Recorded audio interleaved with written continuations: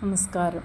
India ഇന്ന് കാണുന്ന സാമ്പത്തിക ശക്തിയായി മാറിയതിനു പിന്നിൽ ഒരൊറ്റ മനുഷ്യൻ്റെ ദീർഘവീക്ഷണമുണ്ടായിരുന്നു. ഇന്ത്യൻ സാമ്പത്തിക പരിഷ്കാരങ്ങളുടെ പിതാവെന്ന് വിളിക്കപ്പെട്ട പ്രധാനമന്ത്രി.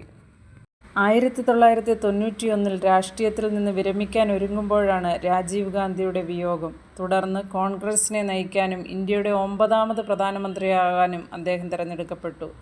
നെഹ്റു ഗാന്ധി കുടുംബത്തിന് പുറത്തു നിന്ന് 5 വർഷം തികച്ചു ഭരിച്ച ആദ്യത്തെ കോൺഗ്രസ് പ്രധാനമന്ത്രിയായിരുന്നു അദ്ദേഹം. 1991 സാമ്പത്തിക വിപ്ലവം ലൈസൻസ് രാജ് അവസാനിപ്പിച്ചു. ഉദാരവൽക്കരണം, സ്വകാര്യവൽക്കരണം, ആഗോളവൽക്കരണം എന്നിവ നടപ്പിലാക്കി. അദ്ദേഹം ചെയ്ത ഏറ്റവും വലിയ കാര്യം ഡോക്ടർ മൻമോഹൻ സിംഗിനെ ധനമന്ത്രിയായി നിയമിച്ചതാണ്.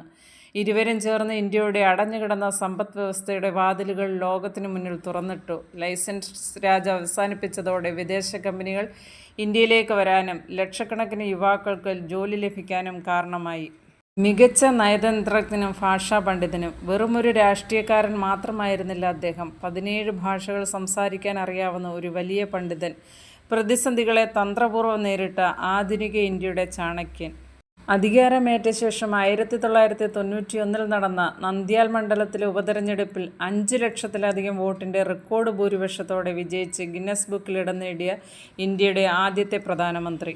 ഒരു രാജ്യത്തിൻ്റെ സാമ്പത്തിക തകർച്ച പരിഹരിച്ച നായകനായിരുന്നിട്ടുകൂടി നരസിംഹറാവുവിൻ്റെ വ്യക്തിജീവിതം തികച്ചും ലളിതവും കഷ്ടപ്പാടുകൾ നിറഞ്ഞതുമായിരുന്നു.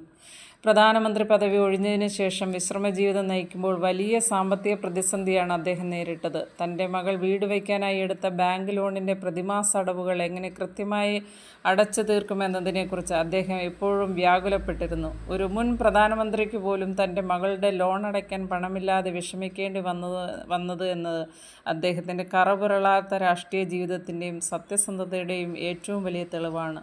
സ്വന്തം സമ്പാദ്യത്തേക്കാൾ രാജ്യത്തിൻ്റെ ഭാവിക്കായി ജീവിച്ചതുകൊണ്ട് ഒടുവിൽ തൻ്റെ ചികിത്സാ ചെലവുകൾക്കും കേസ് നടത്തിക്കാനുമായി സ്വന്തം വീട് വരെ അദ്ദേഹത്തിന് വിൽക്കേണ്ടി വന്നു. രാജ്യത്തെ ഏറ്റവും ഉയർന്ന ബഹുമതിയായ ഭാരതരത്ന പോസ്തുമസ്ലി 2024 മാർച്ച് 30 രാഷ്ട്രപതി ഭവനിൽ നടന്ന ചടങ്ങിൽ രാഷ്ട്രപതി ദ്രൗപദി മുർമുവിൽ നിന്ന് മകനായ PV പ്രഭാകർ റാവു ഏറ്റുവാങ്ങി. ഇന്ത്യയുടെ ഈ മുൻ ചാണക്യ തന്ത്രജ്ഞന്, ഭാഷാ പണ്ഡിതന് 100 കോടി പ്രണാമങ്ങൾ. ജയ് ഹിന്ദ്.